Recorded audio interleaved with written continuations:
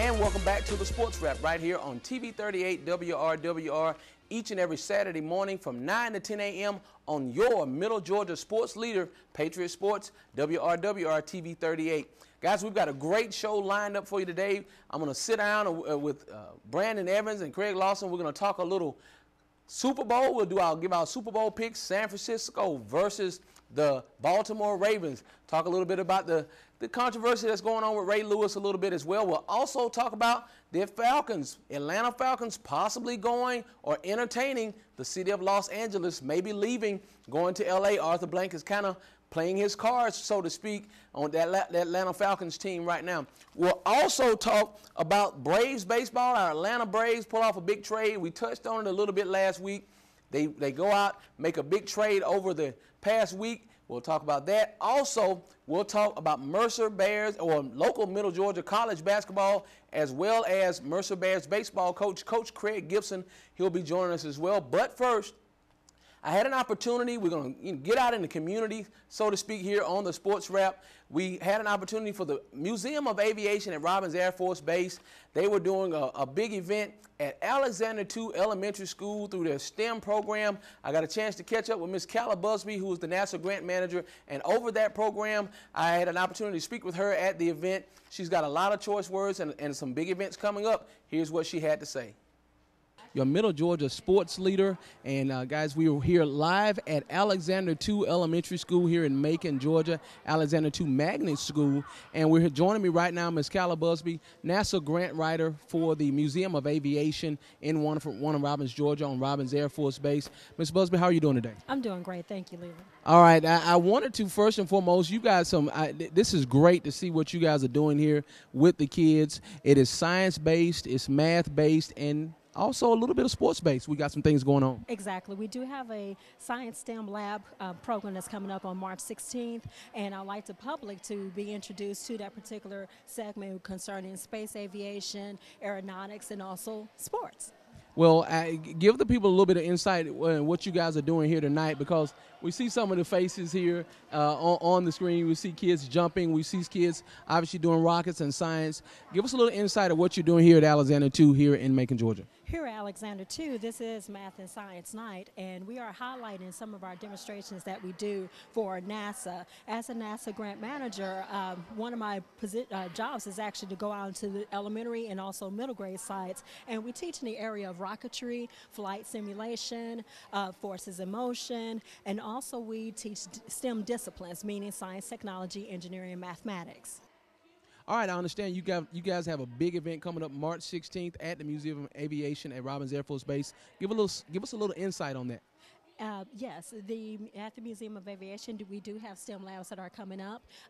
It's on March 16th at the Museum of Aviation, and if you're interested in the program, just let me know. You can contact me. I'm Calla Busby at 478-222-7546, or feel free to contact me via email at cbusby@themuseumofaviation.org. And if you're interested in the program, normally there's a cost to it, but if you call me, make sure you give me a call, and I'll ensure that your child is scholarship for that particular program.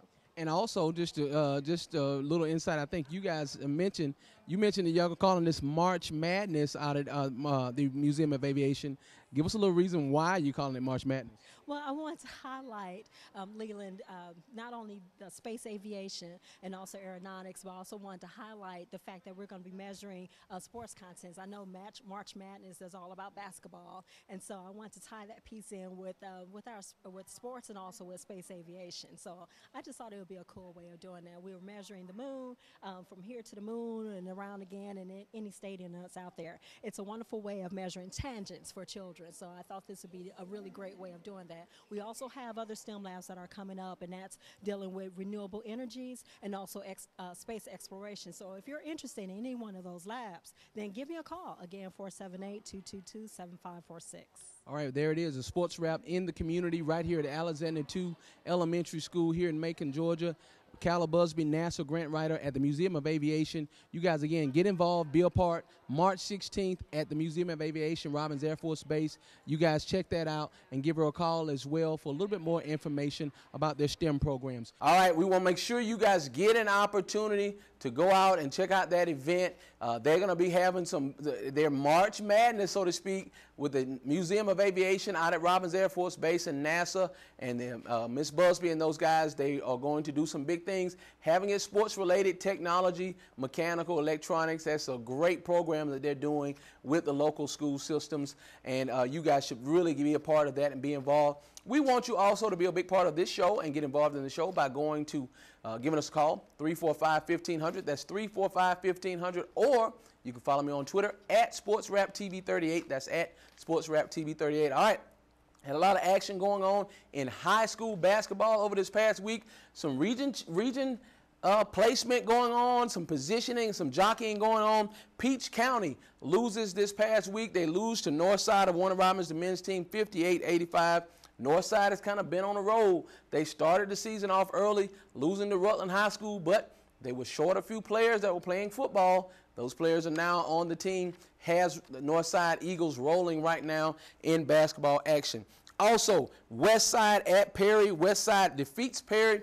Now, Westside 17-5 on the season. Westside beats Perry 62-59. Westside 10-1. They're going to be in a situation where they're going to be jockeying with Rutland High School for that Region 2 Class 4A top seed to see who gets the #1 seed in that region, to see if they're going to have positioning for the state finals as well. Rutland goes over to Dublin and beats West Lawrence 76-49. They're kind of flexing their muscle as well. I've watched Rutland play several times. They have run teams out of the gym. You see guys and teams doubled over as well in those situations. Also, I want to touch on the West Side. Girls lose to Perry. Perry girls win 41-34. Congratulations, Perry girls. Have not won a lot of games this year, but they look like they're kind of getting things rolling. Also, in that Rutland West Side girls game, the West Lawrence team beats Rutland 49-34. That's good action as well. We're going to go to GISA action right now. The Mount DeSales men go out and beat Westfield 56-44. Drops Westfield to 11-11 on the season, and Mount DeSales is 17-5. Also in action, the Mount DeSales girls win again over Westfield 52-48 in that region play as well in classification 3A for GISA. Jumping back to GHSA, the Mary Persons Lady Bulldogs are victorious over Howard High School. That game was a true region championship game. Both of those teams were only had 2 losses in the region, and they came in. That was for the lead and positioning in the region as well in Region 2 Class 4A. Mary Persons wins that and wraps up the region championship 61-45 over Howard High School in local high school basketball action. So we want to make sure each and every one of you guys, again, get in discussion, be a big part of the show. We're going to 345-1500, or you can follow us at SportsRapTV38. That's SportsRapTV38. All right, coming up next, we'll be joined by Coach Craig Gibson from the men's baseball team at Mercer. They just started their practicing this week for their college baseball season. They're going to try to win another ASUN tournament and go deep into the NCAA playoffs and knock off some big teams. They were the big winners last year in the state of Georgia, knocking off a few teams all over the state last year, making a clean sweep of the state. We'll talk to Coach Gibson, and we'll talk a little college basketball coming up after Coach Gibson's interview as well, right here on the Sports Wrap TV 38. We'll be back.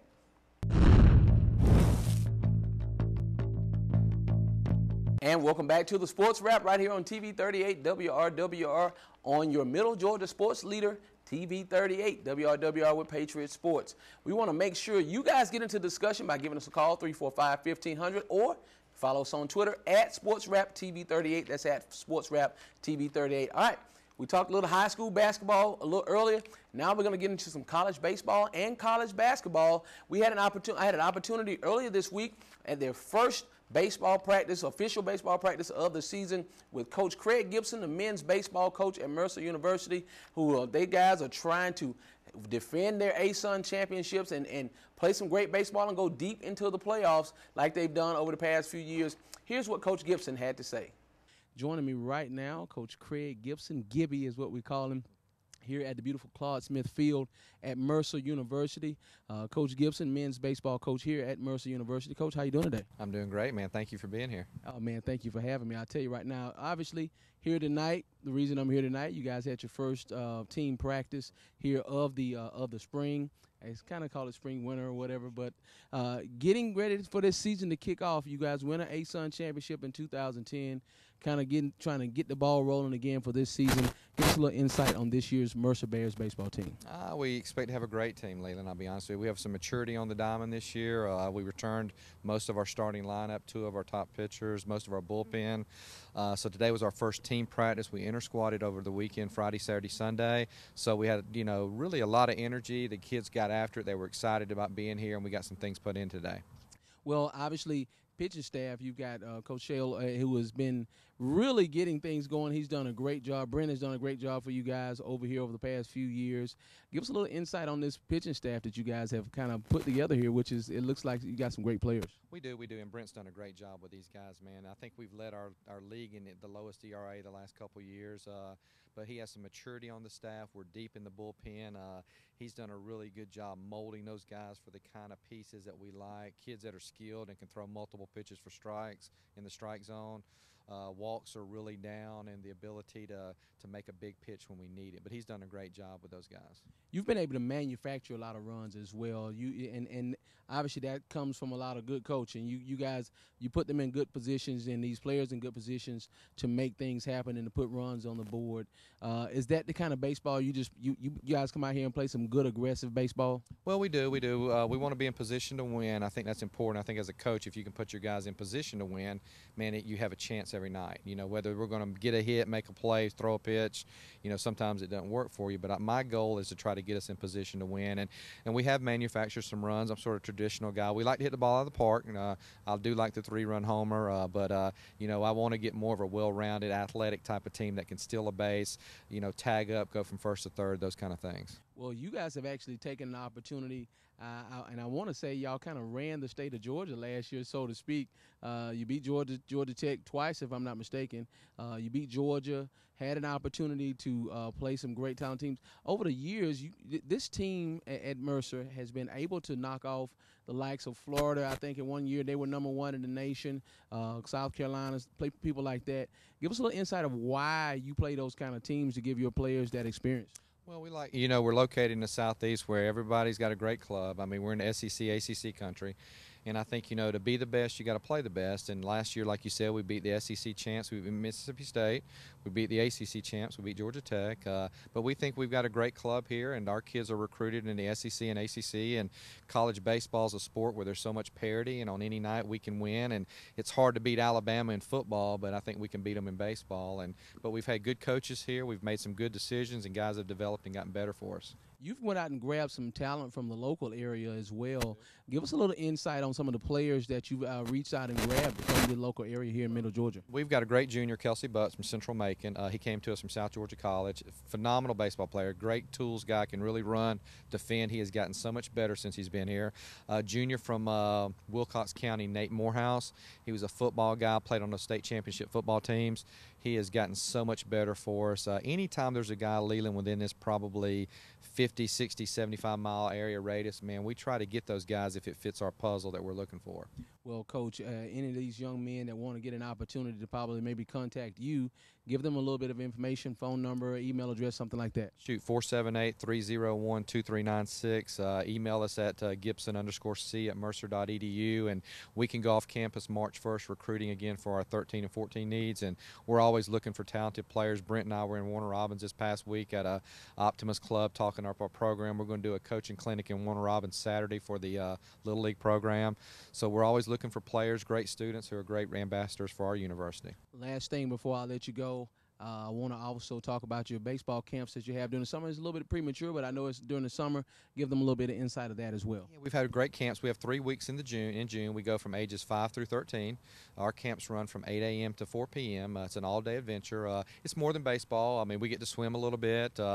It's a great environment. We watch some videos, and we get them out of the heat. But I think our kids, they have a good time, they have fun, but they get better as players. And Middle Georgia's been great supporting the camps, and it's been a good venture for the university as well.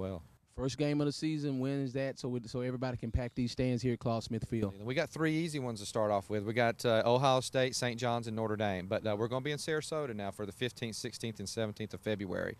The following, I believe, weekend, we're here at home against Bethune-Cookman. Great baseball team out of the MEAC. They've been to the regional play probably 15 out of the last 16, 17 years. But, you know, come out and support college baseball. It's like college basketball. It's a closeness. You can get close to the kids. It's a great environment. It's a fun environment, and it's a little different than professional baseball. All right, that was Coach Craig Gibson from the men's baseball team at Mercer University. And joining me right now, voice of the Mercer Bears basketball is Brandon Evans. Brandon, how you doing, man? I'm doing good. I'm actually just the color analyst. Todd Wilson's technically the play-by-play guy. You're the voice of the team. All right, that's fine. I don't have a problem with that, saying that. All right, well, we're going to talk a little men's and women's basketball at Mercer real quick. The Mercer Bears men have won 3 of the last 4 games, so we want to obviously congratulate them. They've got some big conference games coming on. Here's a team that won the CIT championship last year in Mercer.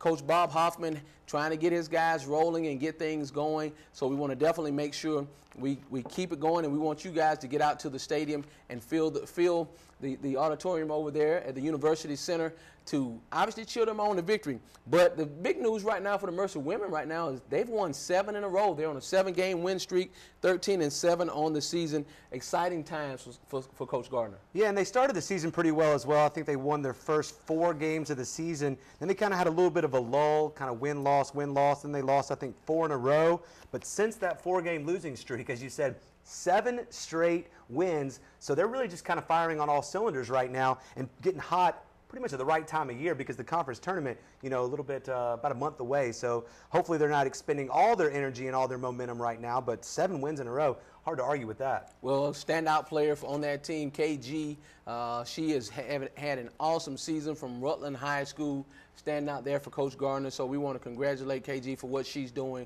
over at Mercer. Also want to mention the fact that the CGTC Lady Cougars ranked number 32 in the nation now. This team is 19-4. They had a great week of basketball last week, knocking off the number 9, number 17, and 15 teams in the nation in Darton, Georgia Perimeter, and Georgia Highlands. So big ups to Coach Fowler Bullock and those guys. Also, congratulations to Kira Gibbs, Putnam County standout number 20 for CGTC. She averaged 24 points, 16 rebounds, 8 assists, and 6 steals during the week. She's the GCAA Player of the Week in women's basketball for the NJCAA and GCAA. So we're excited about that and what they were able to do. Also, the men at Central Georgia Tech are on a 3-game win streak right now. They knock off the number 9 team in the nation as well. That was exciting. They go up to Chattahoochee Tech and beat the number 9 team in the nation. Coach Dawson has his team with a little momentum going forward as well. And the Middle Georgia Tech and Middle Georgia Tech Lady Titans also had an opportunity to split some games over the weekend. They split wins between West Georgia Tech and also Chattahoochee State Technical College, and so they had a chance to split games there, but they're still Middle Georgia Titans are right now sitting in 2nd place in Division III in the GCAA. So a lot of basketball action going on around the area. We want you guys, again, to be a big part of what's going on at these games. And these are times, listen, the CGTC Lady Cougars look like they could be pushing up into the top 25. I thought they should have been there this week, but it didn't happen. We'll see what happens going forward. So we'll stick around. Brandon and I will come back. Actually, we'll probably, Craig and I will come back and talk a little Braves baseball a little bit later on. Brandon and I will get a chance to talk about the Atlanta Falcons possibly packing up in the middle of the night like the Indianapolis Colts, heading to L.A. We'll see if that happens right here on the Sports Wrap, TV 38 WRWR. We'll be back.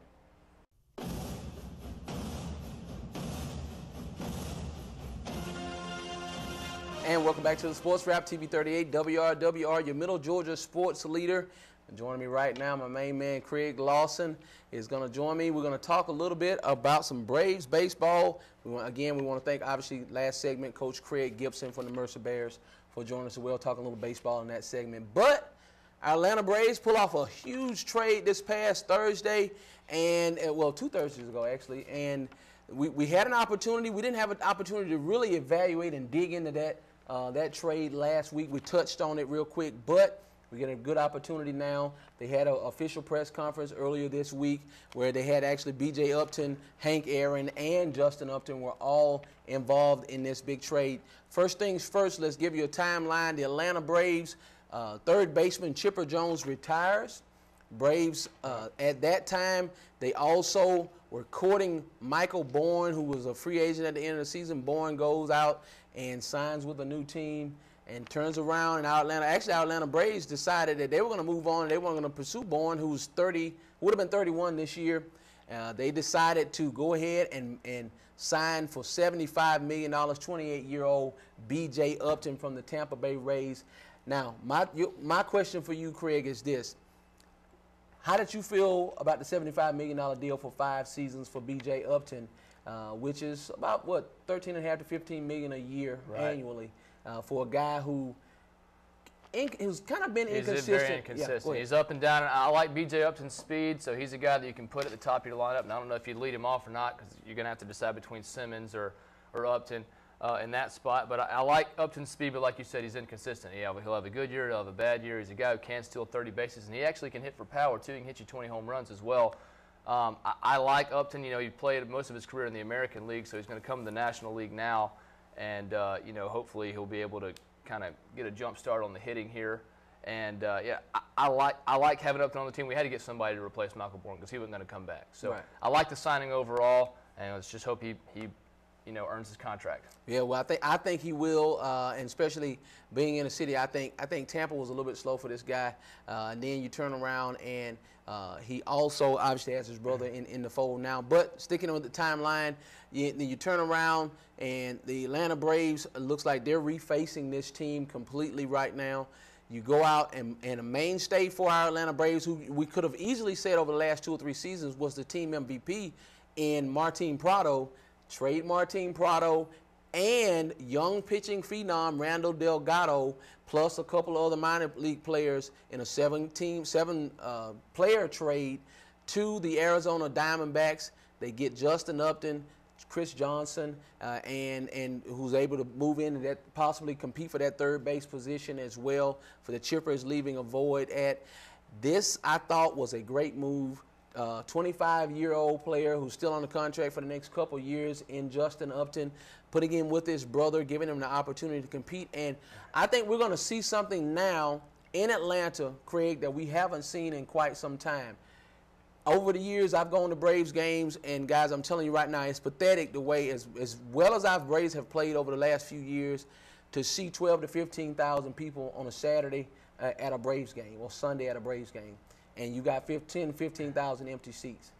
Now I think you're going to see a difference with Upton, and Hayward out in the outfield.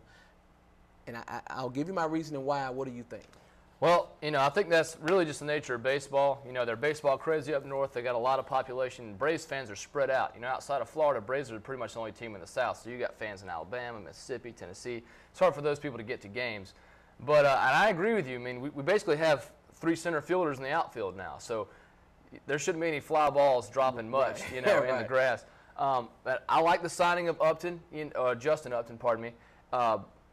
You know, I feel like Martin Prado, he had reached the peak of what he's going to be able to do. Now, he might be 32 years old. Right, and he might be able to continue to do that for a while. He's a guy who doesn't strike out a lot. Now, Justin Upton does strike out a lot. So the Braves are going to probably be top 3 in the league in strikeouts next year. That's okay as long as they're sending balls over the fence. Justin Upton, it's kind of like his brother in the way that he's can be inconsistent at times, but he's more of a power hitter, maybe not as much of a speed guy. But I think the Braves are set up in every spot. The only question mark for me is third base now because Prado is gone. We got Chris Johnson coming in, so is he going to be able to fill a role there? We got a young kid, Fernandez, as well, down who they've groomed to be the heir apparent for Chipper. It's just whether he had any motivation or no one pushing him. When he came in knowing that he was going to be the guy when they got rid of Chipper, now he has some competition, I think, with Johnson being there. That's going to basically, I think, push him. You'll see a great challenge at the third base position. And I like what we saw with Simmons last year at shortstop. Dan Uglo, you know, he's going to strike out a lot, but he's going to hit some home runs.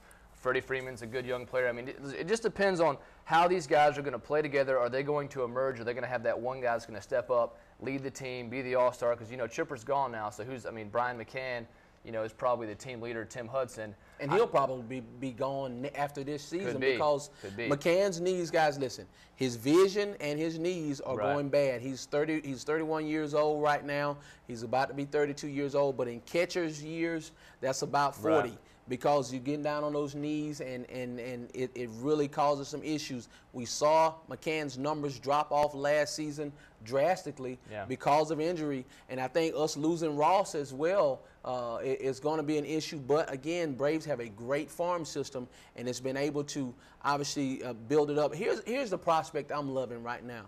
You've got Andrelton Simmons, who is probably going to be leading off this year for the Atlanta Braves. Let's just run down a possible mock lineup. You've got Simmons probably leading off.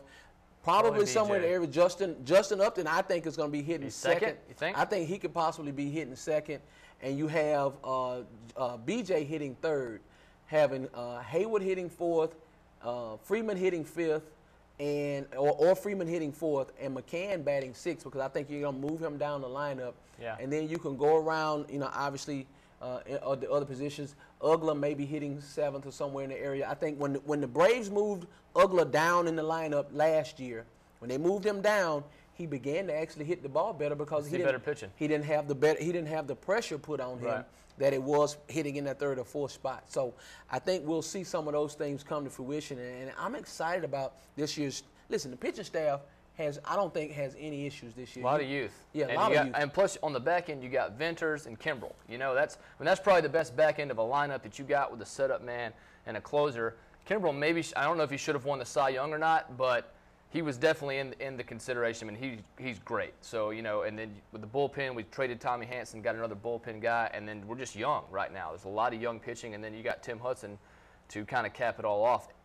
Everything is set up for the Braves to be really, really good. Is it going to come together? I think it is, and I'm going to tell you, watch. I'm going to clap my hands right now for Frank Wren. I commend you for what you're doing with this team right now. You are seeing. I think your vision is finally coming to fruition. Listen, you're talking about Hudson. You've got Brandon Beachy. You've got and Beachy. I think Beachy is going to be the ace on this staff once he comes back and gets back healthy. We don't know what we're going to see. I think did the trade to get rid of Jair? I think we. He's not there anymore. We got Medlin though. We got Chris Medlin who went. Listen, Chris Medlin was the best pitcher in Major League Baseball his last 14, 15 starts. I think he won somewhere in the area of 12 in a row with a 1.1 ERA, averaging almost a strikeout and a half per inning. Unbelievable. Mike Minor. Minor there's a left-hander. A lot of young guys, Tehran, just a lot of young guys. And Julio Tehran is the guy that they were actually expecting to be the real ace of this team eventually. Right. So, we all thought, I thought it was going to be Jurgens and Hanson. Those two guys are gone now, but like you said, the farm system of the Braves has just been bringing these guys up. And, like I said, there's really not a lot of weak spots in this lineup. This Braves team looks like it's solidified and solid coming in. The only team we've got to concern ourselves with right now, the Washington Nationals, who went out and spent a lot of money in the offseason last year. They're also going to get Steven Strasburg back healthy and not on a pitch count. That's the only concern I see for the Atlanta Braves in the NL East and in the National League altogether right now. Even though the San Francisco Giants won the World Series, I still don't think they're a better team than our Atlanta Braves or even what we saw out of Washington. A lot of times, whoever wins the World Series is just the hottest team. It's not really the best team. I think the best team in baseball the past 2 years has been the Texas Rangers, and they haven't won it. Right. They've gotten to it, they didn't win it. And you look at the Washington Nationals, though. Gio Gonzalez, one of their best pitchers last year, Cy Young candidate, is now caught up in this PED scandal. Exactly. So what's that mean for his future? And they do still have Strasburg, they have Zimmerman, so they're a good team. I think they're probably the most well-rounded team in baseball. But we'll see how that plays out. All right, guys, coming up next, Brandon Evans will be joining me again. We'll talk a little Falcons to L.A. Hopefully our Falcons won't be taking flight heading to the city of Los Angeles, where Arthur Blank is entertaining interest from the Los Angeles faithful out there in their city council. We'll take a quick commercial break, and we'll come back right here on the Sports Wrap on your Middle Georgia sports leader, TV 38 WRWR. Go Braves.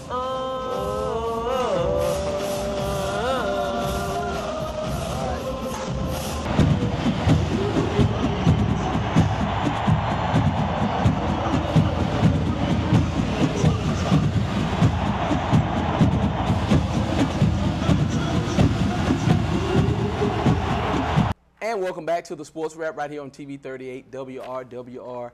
I wanted to touch on and mention, we're joining me again right now, Brandon Evans, voice of the Mercer Bears, Patriot Sports. Man of many talents. You're doing a lot of things, man. I'm loving it. Hey, not as much as you, though. You know what? I was going to say something. I was going to say I'm part Jamaican, but I can't really say. You got that, man. I don't know if you ever seen Living Color. Man, I got 13 jobs, man. You lazy.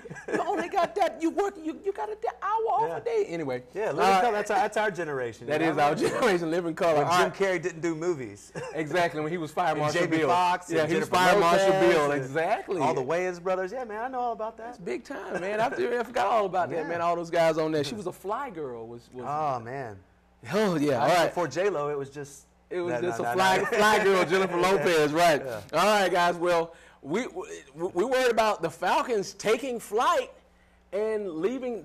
Arthur Blank, we're hearing he goes out. He's having discussions with Mayor Kasim Reed, and they're having meetings with the city council about this new stadium deal that's going to obviously pull somewhere in the area $300 million from the city of Atlanta to possibly fund a new open-air stadium deal or a retractable dome kind of situation.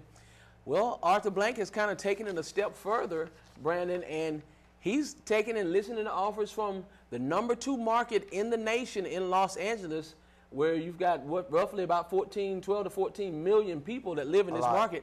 They do not have a professional franchise and have not had one since 1995 when the Oakland Raiders decided to take flight from L.A. and go back to Oakland, which that still doesn't make sense to me. How do you leave L.A. to go back to Oakland?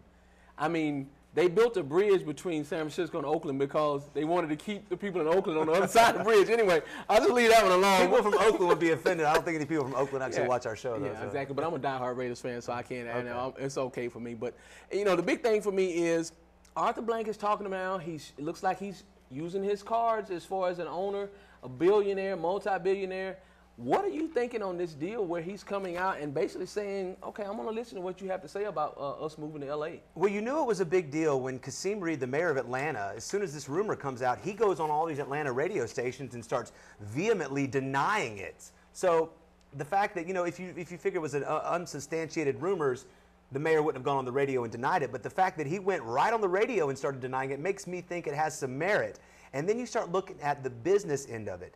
Is Arthur Blank using it as a bargaining chip to get more money out of the people of Atlanta to build a stadium here in Atlanta? Or is Arthur Blank, being the consummate businessman that he is, really considering taking a team to L.A.? You know that there's more money to be had in L.A. possibly, but he also has to think in the back of his mind, the reason L.A. doesn't have a professional sports team or a professional football team is because there's so many other things offered in L.A. There's the beach, there's the mountains, there's the Lakers, you got Jack Nicholson. USC football. Yeah, I mean, so, there's a lot of things, a very interesting dynamic going on here. My first thought, though, is that it's just a bargaining chip to try to get more money out of the people of Atlanta so that they can build that new stadium. I'm going to tell you what I think happened. What I think happened is Kasim Reed had a meeting with Arthur Blank, and when they said supposedly there were a couple city council people that were in that meeting, or he contacted some city council people that are making that decision, Kasim may have came out and said to the aspect of he's talking to other cities. He may have exposed that information where he didn't want to, and Arthur Blank may not have wanted him to, or Arthur Blank may not have even said that. It could have come out where Kasim is trying to maybe push this thing as well. Mayor Reed could be trying to push it and get it pushed through, and he was trying to put pressure on the city council. We'll never know because we know who, only a couple people know who was in those meetings. Right. This is an interesting situation, and I'm really concerned. Here's a team that's been in the city of Atlanta for 30-plus years. Now, they're in a facility in the Georgia Dome. When you look at the Georgia Dome, the fascia of the Georgia Dome is 22 years old, people. I mean, hard to believe, but hard to believe. But they put upwards of about $30 million, $25 million into the Georgia Dome about 2 to 3 years ago. Changed the seating, changed the exterior look of the stadium. It is now still, I believe, one of the state-of-the-art facilities I can't say state-of-the-art. It's a very nice facility, but it's a heck of a lot nicer than the Superdome that's hosting a bunch of bowl games and the Super Bowl. And it seems like the whole push for Arthur Blank to get this new stadium is everybody's talking about the fact that the state of Georgia and the city of Atlanta wants to host another Super Bowl after the debacle with the Rams and the Titans a few years ago. Yeah, the black ice just ruined it for us. It really did. But the big thing for me is most people don't realize the Georgia World Congress Center owns the Georgia Dome, not the Atlanta Falcons and Arthur Blank. So what they have to forfeit is they have to forfeit all of the parking. The Falcons do not get any of the parking revenue, and they get only a small percentage of the concession revenue. Well, that's hundreds of millions of dollars that Arthur Blank, as a businessman, he wants. And I can understand that. But we don't want to get caught in a situation like the city of Miami did with the Miami Marlins, where they funded a full stadium for the Miami Marlins. The entire city paid for it, and the ownership group in Miami, they gave them the title and deed to that stadium, and then the Miami Marlins had a contender on the field. They spent $100+ million, and before the season was gone, 90% of the players that they were spending money to, and they gutted the team out again, and now they are a shell of themselves, and the city is on the line for all that money with this brand new 100% revenue stadium for Miami. Yeah, but the Marlins have done that before. You know, that's kind of their MO. You know, they win a World Series, they trade the team. They win another World Series, they trade the team. This time they just didn't win a World Series before trading the team. Yeah, they just got to hit the lottery with a new $500 million stadium. The thing about the Georgia Dome in Atlanta, though, it's kind of a rough location. The Gulch is not the ideal tailgating spot. There's not a whole lot of restaurants and bars and nightlife around the Dome, which is, I think, what Arthur Blank's maybe trying to go for with a new stadium. I don't think they plan on demolishing the Dome and building it right there. I think they maybe have it up somewhere like in Dunwoody, or maybe somewhere on the outskirts of the city, kind of the way the Pistons play at Auburn Hills, the way that the Patriots play in Foxborough, maybe somewhere on the outskirts, kind of the way Warner Robins is in Macon, maybe somewhere that's 15, 20 minutes outside the city. I don't know all the dynamics that are going into it right now, but I guarantee 90% of it is about money. Well, I'm sure it is, and the situation is they're discussing North Gwinnett around where Flowery Branch and their facility already is right now. I have the perfect place for the new dome if they get it, and you tell me what you think. For any of you guys that remember the old Ford plant that was right off of 75 before you get to the airport coming into the city, on your left-hand side is Chevy. I think it was maybe a Chevy plant. They did Luminas and vans, and over on your left, the GM plant that used to be sit right on the left-hand side of the interstate. They've demolished it now, right there at the 285-75 interchange on the left-hand side going north. That area would be perfect because you're coming right from the airport. I mean, it's literally right in the backyard of the airport, and it is right there, accessible to the interstates. Getting in and out of the stadium would be easy. You'd have all the parking you could possibly imagine, and I'm sure the property wouldn't be going. Jacoby Real Estate owns that property right now. I'm sure they'd be more than willing to negotiate a contract to get that area. And I'm telling you, coming into the city, if you're leaving the airport, coming out either 285, going to 75 or whatever, you'd be able to see that beautiful stadium sitting right there on their way out. I'm telling you, that would be a wonderful sight. Yeah, that would too. And they're also, I think, talking about an old plant that's up near Spaghetti Junction on the northeast side of the city. There's several locations. If you've ever been to Atlanta, if there's anything out there, there's land. You know, there's plenty of land once you get, especially near the perimeter. There's plenty of places to put a dome and a retractable roof stadium or whatever they're looking for. I think it's just about marketing. They want to have something that's got kind of like the Fenway Park, Wrigley Field, where they can build these strip malls and these restaurants and everything around it, as opposed to where it is now, which is basically in one of the roughest parts of Atlanta, downtown, which nobody, being from Atlanta, nobody ever goes downtown to Atlanta unless you're going to go watch the Peach Drop, and if you live in Atlanta, you don't ever go watch the Peach Drop anyways. So I think it's all about finding, what do they say about real estate? It's location, location, location. Right. So it's gonna really, these next few weeks, as more information starts coming out about this, LA versus Atlanta, it's kind of a way. Well, you want to try to attract superstars, but people don't realize you're talking about Atlanta right now has become the Hollywood of the East, so to speak, where people, music producers, movies, things like that are happening here in the state of Georgia. More movies, more movies than anywhere. Yeah, a lot of things going on. I will say this. Georgia Dome, Atlanta Falcons, anything like that, anytime you're running adjacent to a street called ML King or MLK Drive, I can say this, a lot of people can't. 9 times out of 10, it's in a bad neighborhood. We need to move. Either way, the way things work, the Georgia Dome needs to be put in a place that's accessible to people coming in and out of the city. And I think, and like you say, to be able to revitalize the areas around that. So Arthur Blank, please don't take our team. We're loving these Falcons. We're now on a please don't take our team. Yep, have had 5 consecutive winning seasons. All right, coming up next, right here on the Sports Wrap TV 38 WRWR, we're going to give our predictions on the Super Bowl. Super Bowl's right here. We hadn't talked about it yet. We like to wait and keep you guys in suspense to see what we like to pick right here. Brandon Evans, hopefully Craig Lawson will be here joining us as well. Right here on the Sports Wrap TV 38 WRWR. We'll be back.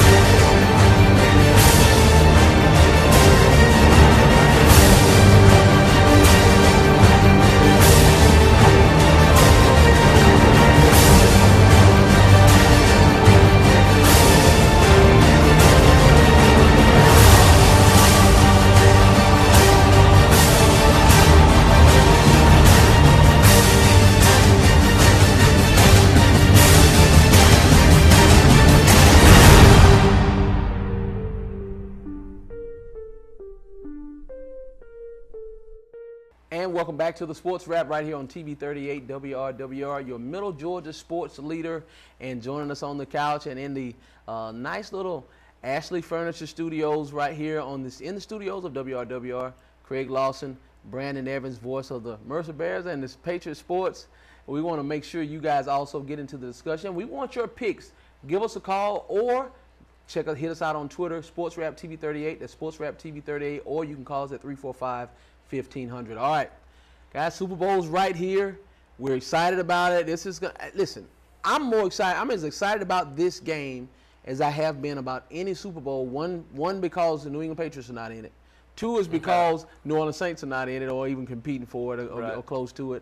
I'm excited about it. I'm sad that our Falcons are not in it, but you know they could be taking flight sometime soon, so we never know. My thing is, I think this is probably one of the most evenly matched up games. We've had some lopsided Super Bowls over the past few years. This looks like it could be a slugfest with 2 of the best defenses in the NFL and 2 just teams that are deep within the trenches. This is going to be a tough game. I agree. I mean, you look at Baltimore, you look at, you got Jim Harbaugh, John Harbaugh. They're not exactly cut from the same mold, but they are brothers, so there's a lot of storylines there. And like you said, the defense, I mean, the linebacker play, you got Ray Lewis, Daniel Ellerbe, Terrell Suggs is going to be rushing the passer on the outside for the Ravens. And then you got, Navarro Bowman and Patrick Willis on the other side. And just, the depth at defensive back, you got Ed Reed on one side and then Goldston and all these other guys. Arguably the best safety ever that played the game, and Ed Reed, but go ahead. Right, and then, you said up front, I mean, it's going to be the 49ers offensive line who's been so good this year versus guys like Haloti Ngata. Terrence Cody is going to be rotating in. I already mentioned Terrell Suggs is going to be rushing the passer. I say Colin Kaepernick's obviously a lot younger quarterback. Joe Flacco trying to assert himself as an elite player. Colin Kaepernick just kind of getting his feet wet in the league, but he's just, he's hit the ground running. Just a lot of factors going into the Super Bowl, and I agree. I think it's going to be a great game. I don't share your enthusiasm, either one of you guys' enthusiasm for this game. I would rather have had 5 or 6 different teams than San Francisco and Baltimore, but I'm an offensive guy. I think this game could be like 16-13. I mean, you do have two really good defenses. Wow. I like offense, and you know, you got Ray Lewis. Yay, he's going to thank God about 15 times.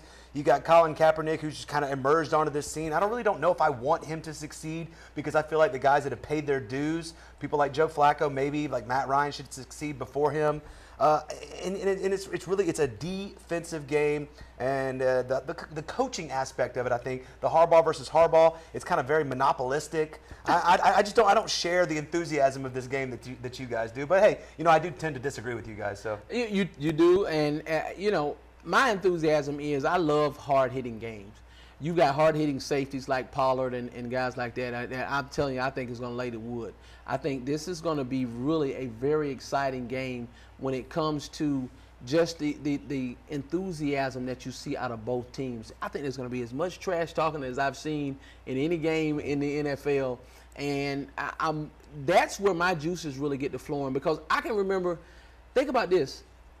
We all thought, I kind of think, and we can also thank Mike Nolan, Falcons defensive coordinator, for a lot of those players on that San Francisco 49ers team. He goes out there basically and drafts and brings in most of those guys that are on that roster right now. Mike Singletary couldn't obviously coach them to success. In comes Jim Harbaugh and has basically taken this team to the NFC Championship game in the first 2 years of his coaching tenure there, now to the Super Bowl. I am excited, and I also like the fact that I'm seeing a guy in Randy Moss get to his first Super Bowl, and Ed, the greatest ever. Yeah, and he is self-proclaimed greatest ever wide receiver to ever do it. And then you've got Ed Reed and guys like that on the other side Terrell Suggs, who've never been to a Super Bowl before, don't have a Super Bowl ring, who most people don't realize those guys were drafted and brought in after Baltimore won their Super Bowl. I'm excited for those guys and players like that. Both of these teams have good running games. Both of them have good offensive lines. Both of them have great defensive lines, great linebacking cores, and very good secondaries. It is this game, and when I look at the matchups in this game, I mean, Michael Crabtree, Randy Moss, on the outsides, Vernon Davis versus, Torrey Smith, Anquan Bolden. You got Pro Bowlers at every position on this team. Listen, there were 15 Pro Bowlers between these two teams that are not playing in the Pro Bowl now, that are playing in the Super Bowl. He had 6 from San Francisco and 9 from Baltimore. I mean, these teams are both laden with talent. Yeah, there's a lot of SEC teams, or a lot of SEC players represented. I think there's 2 players from Georgia, 2 players from Florida, 2 players from Auburn, 2 players from Alabama, and then out of the blue, 2 players from Washburn, which is a D2 school. There's actually, I think, 4 players that didn't play D1 football playing in this game, so D3 representing. Yeah, Delaware with Flacco. But you talk about the greatest of all time, Jerry Rice, the GOAT, and then they got Randy Moss, the GLOAT, because he's self-proclaimed greatest of all time. It'd be nice to see Randy Moss, because I think he is probably, other than Calvin Johnson, the most talented receiver to ever play the game. But the storylines that come out before the Super Bowl, now you got Ray Lewis has been ingesting and spraying deer antler spray on his tricep. Under his tongue. Yeah. Okay, wow. So yeah, I don't even know. I didn't know that deer antler I didn't even know it did anything for you. I thought it was like a male enhancement kind of thing, but I didn't know that it could help fix a tricep. So the side stories that have come up during this Super Bowl week have been really just kind of anticlimactic to me. We've got till Sunday, and the media has to find something to talk about. And they've already talked about how Jim and John Harbaugh are brothers.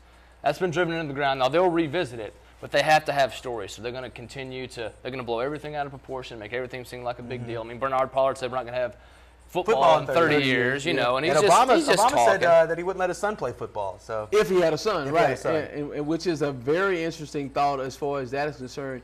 All right, guys, we're going to go ahead and give our picks for the Super Bowl right here so we can wrap this show up today.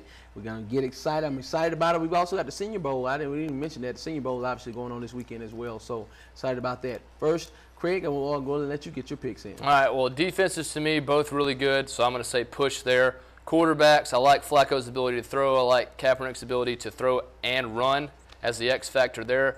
But I like the Ravens skill players better than I like the 49ers skill players on offense with Ray Rice, Torrey Smith, even Dennis Pitta has emerged, and Anquan Bolden. So I'm going to go with the Ravens based on them having better offensive skill players. Give us the score.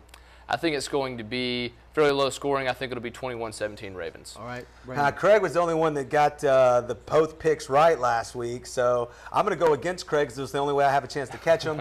I'm going to take San Fran just because I think that everything points towards the Ravens winning, playing inspiring football. And since I think the Ravens are going to win, I have been wrong, I'm going to go against myself, like a little kind of scheming myself. This guy was trashing my logic last week. Yes, I'm using Craig's logic because it obviously has worked, and I'm going to go with San Francisco. I said 16-13, but I think it's going to be a little bit higher scoring than that just because it's the Super Bowl. I think maybe closer to 24-21. All right, well, my pick, I again believe the fact that the Baltimore Ravens organization and this team, they've won a championship within the last 10 to 12 years. This team is excited. You've got a lot of players that came in shortly after they won that Super Bowl that didn't get a chance to taste that victory. And they've been on this team for quite some time. Guys like Ed Reed, Terrell Suggs, and things like that, Haloti Ngata. I think those guys, everybody keeps talking about they're winning it for Ray. Ray already has a ring. These guys don't. I think their skill positions and their veteran leadership, like I just told you, Brian McKinney, Michael Orr, Matt Burke from Harvard, these guys have quality time in this league, and that experience is going to get them to the next level. I said a low-scoring game. I said the score was going to be 17-13 is what I'm picking. I'm going Baltimore 17-13 to win this Super Bowl. I'm the lone wolf again. You are the lone wolf again, and again, I'm kind of disgusted in myself because this will be the first Super Bowl that I've missed in 15 years.